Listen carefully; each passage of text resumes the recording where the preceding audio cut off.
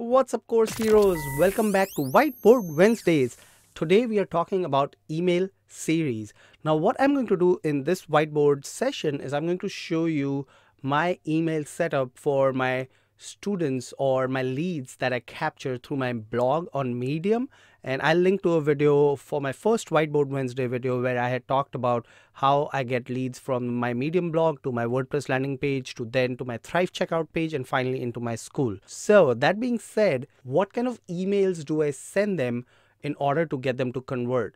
Now, I am not a specialist in email marketing by any means, so I'm just going to share the email series that I have set up in the backend of my email marketing platform, which is MooSend.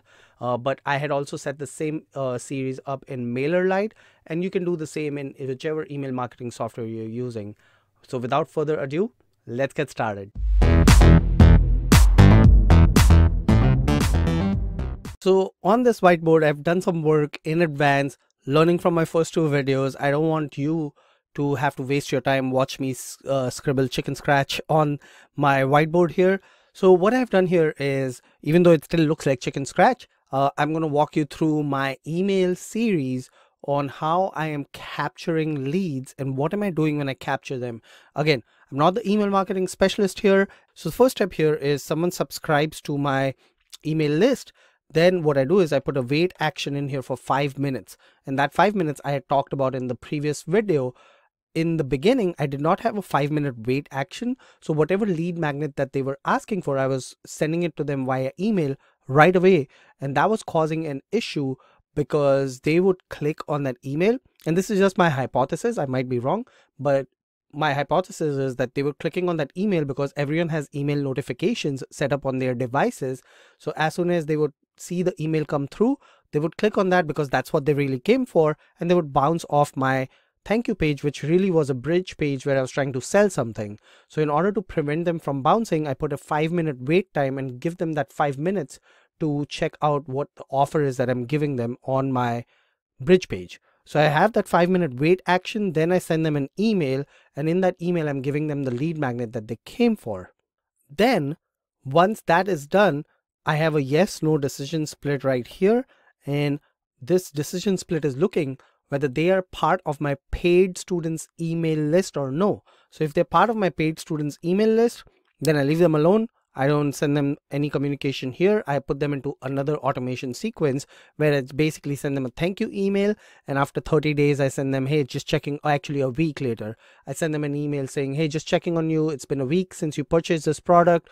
What's your progress like? Because it is a prep product. It's a quiz that they use to prepare themselves for a certification exam. So I want to check in on them a week later. If it's yes, then I dump them into that automation sequence and eject them from here. But if it is a no, then I put a 1-day wait here. And after that 1 day, I send them another email.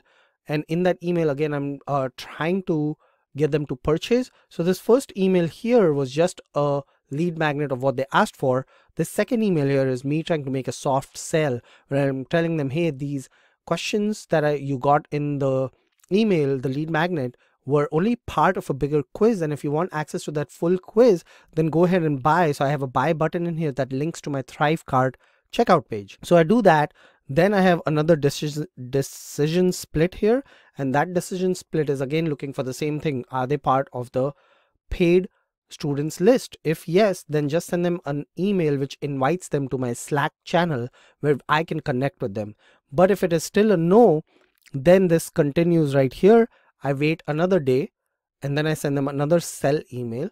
And then after that, I have one more final check whether they are part of the email, part of the paid list. If yes, then I send them this invite again. And if no, then I don't do anything. So basically I'm sending them one email here. This was the lead magnet they came for. Then the second email here where I'm doing a sell, and then a third email here where I'm doing another sell. And then finally, if they don't buy after the 2 emails, I just let them be. And I don't nurture them after that, which is, I think, not the right thing to do. I should be nurturing them with more emails. I just haven't had the time to create more emails for them. So that's my flow right now on how I am doing email marketing for this one product, which is a $17 product, makes me about $300 to $400 a month passive income. I could probably be making more if I continue those email series. I have to figure out to put in some time and write some more emails. So that's coming next. But that was it for this one. Simple email funnel. I'm going to redraw this for you just to show you how this works. So they subscribe to my list, wait for 5 minutes. Then after that 5 minutes, put them in a yes, no, after the 5 minutes, send them an email. And after sending that email, I wait for 1 day. And after that 1 day, I put them in a yes or a no sequence. If it's a yes, then I send them an email inviting them to my Slack channel. If it is a no, that means they're not part of my paid students yet, which means they're not in my paid students list. Then I send them another email.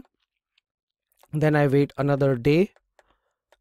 And then I do the same check again. So here's a decision box.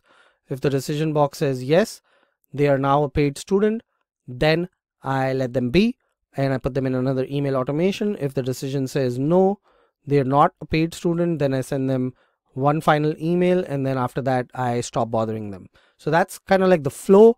Now if they do end up purchasing, what I do is, let's say this is my Thrivecart checkout page, checkout cart, and we're using this with Thrivecart.